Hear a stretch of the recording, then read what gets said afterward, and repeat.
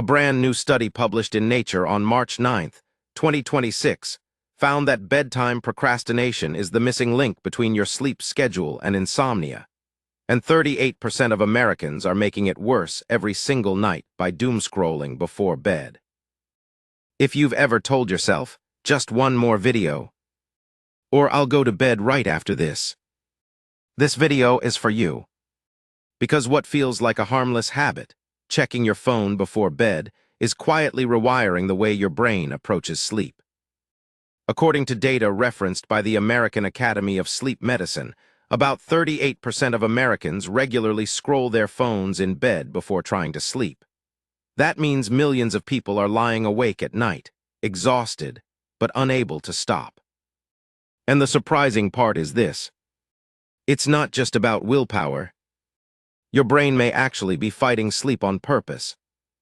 Tonight, we're going to break down why this happens, why your brain keeps reaching for the phone even when you're tired, and 3 simple things you can try tonight to stop the cycle. 01000230. What is revenge bedtime procrastination? Researchers have a name for this behavior. It's called revenge bedtime procrastination. And despite the dramatic name, it's actually extremely common. It happens when people stay up late, not because they aren't tired, but because they want to reclaim time that didn't feel like their own during the day. Think about a typical day. Work deadlines, commutes, emails, family responsibilities, constant notifications.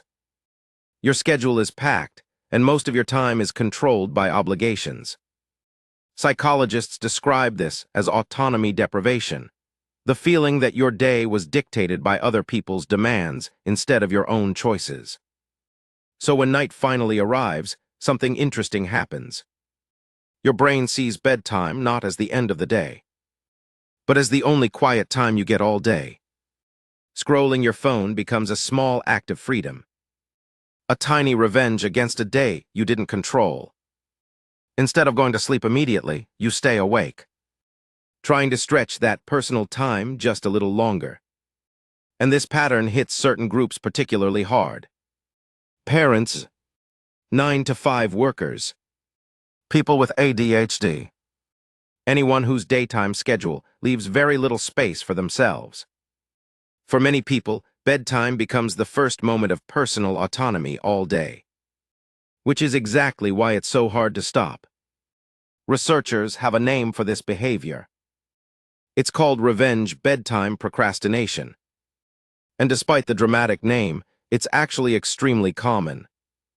It happens when people stay up late, not because they aren't tired, but because they want to reclaim time that didn't feel like their own during the day. Think about a typical day.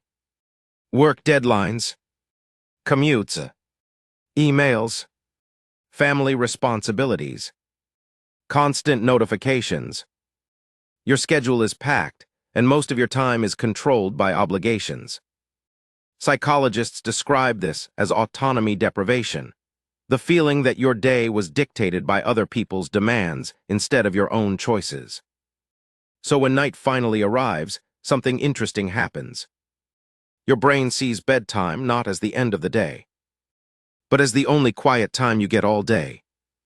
Scrolling your phone becomes a small act of freedom, a tiny revenge against a day you didn't control.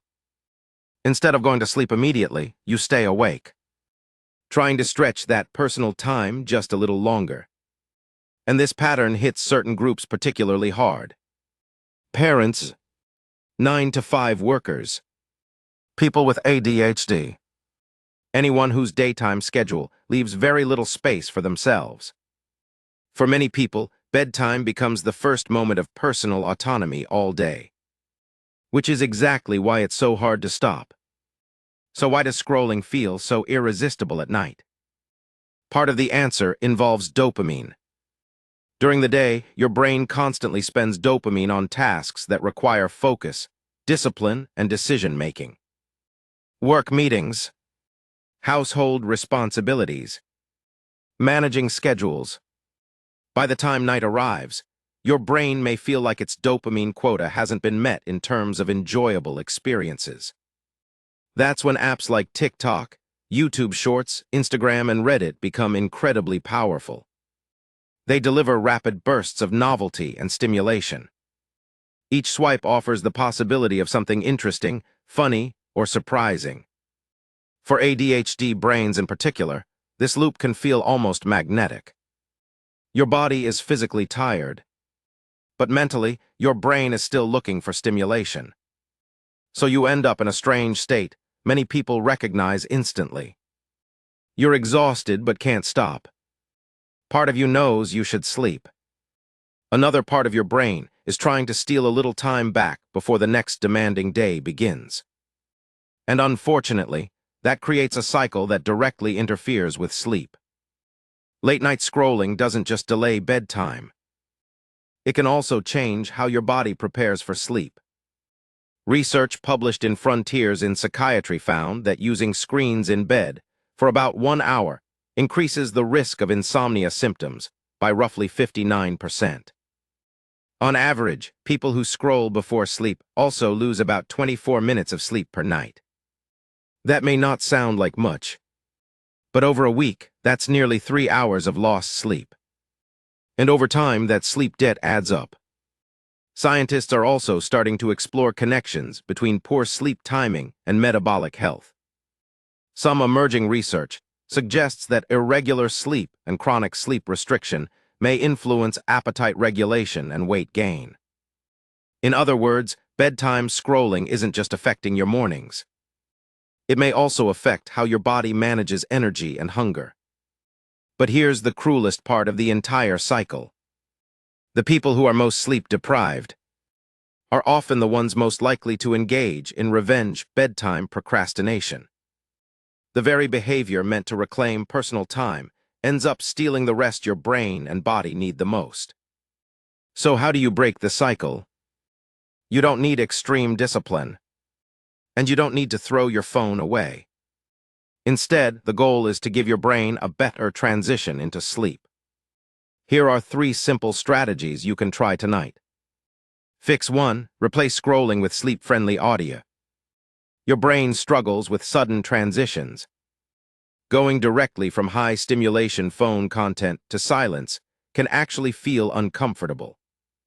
Instead of scrolling your phone in bed, try replacing that stimulation with something calmer but still engaging for the brain.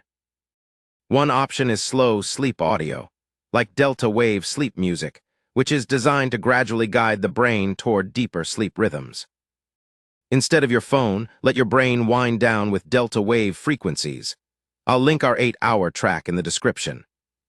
Fix 2. Create a consistent supplement routine.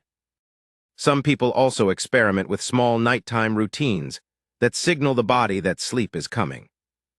For example, some research suggests magnesium glycinate may support natural sleep onset, especially when combined with a consistent sleep schedule. If you're curious, I'll leave a link to what I personally recommend in the description below. Fix 3. The 15-minute autonomy ritual. Remember the root cause of revenge bedtime procrastination: autonomy deprivation. Your brain wants personal time, so give it that time on purpose. Set aside a small 15-minute window before bed that belongs entirely to you. No obligations, no work, no screens, just intentional personal time. You could write a few lines in a journal, make a cup of tea, read a few pages of a book, stretch quietly, anything that reminds your brain that you still have control over a piece of your evening. Ironically, when your brain feels that autonomy earlier, it becomes much easier to let go of the phone later. If you found this helpful, consider subscribing to SleepEco Lab. Every week we break down new sleep science and practical strategies that can help you sleep deeper and wake up more rested. If you're looking for something to help you wind down tonight, check out our 8-hour sleep music playlist designed for uninterrupted overnight listening. And if you're curious about the magnesium option mentioned earlier, you can find that link in the description as well. Thanks for watching, and tonight, Try giving your brain the rest it's been asking for.